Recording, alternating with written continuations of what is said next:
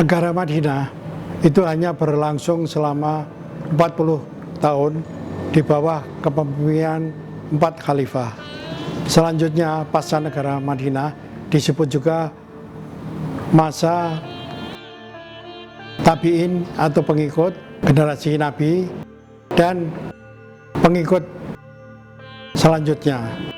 Jadi dua generasi yang umumnya disebut sebagai masa salafi. Nah, di situ gejala yang paling menonjol itu adalah negara absolutis yang dipimpin oleh seorang khalifah, tapi sebetulnya adalah seorang sultan, seorang muluk al-muluk, seorang penguasa. Pada waktu itu para ulama berusaha untuk mengontrol kekuasaan itu dengan mengembangkan sistem hukum. Jadi dengan sistem hukum itu, maka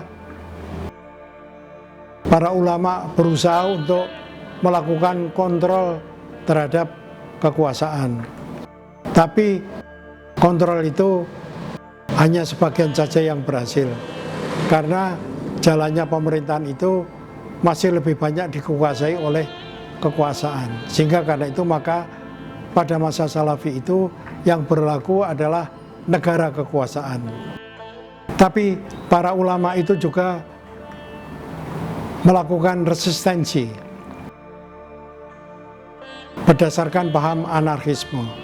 Resistensi itu dilakukan dengan mengembangkan ajaran tasawuf atau sufi dalam bentuk yang kemudian dibentuk tarekat-tarekat.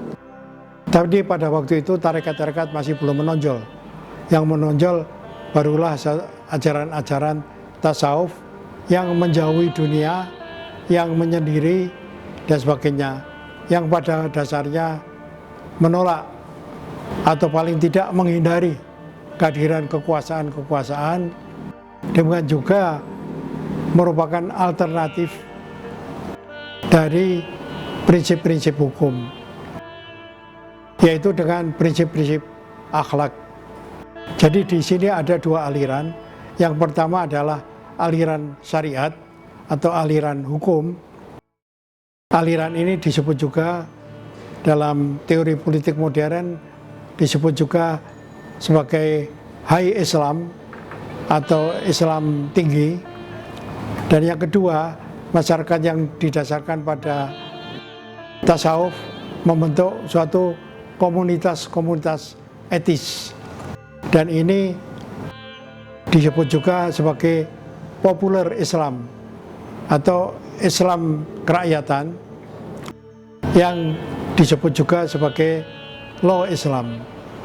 Jadi karena itu maka masyarakat Salafi itu adalah masyarakat yang dualistis antara prinsip hukum dan prinsip etika atau akhlak. Nah, di sini kalau kita mengacu kepada ajaran Al-Quran, maka timbul prinsip wasaton atau umatan wasaton. Jadi umatan wasaton itu adalah merupakan kombinasi antara prinsip-prinsip hukum syariah yang ketat dan juga dengan prinsip-prinsip etika atau akhlak.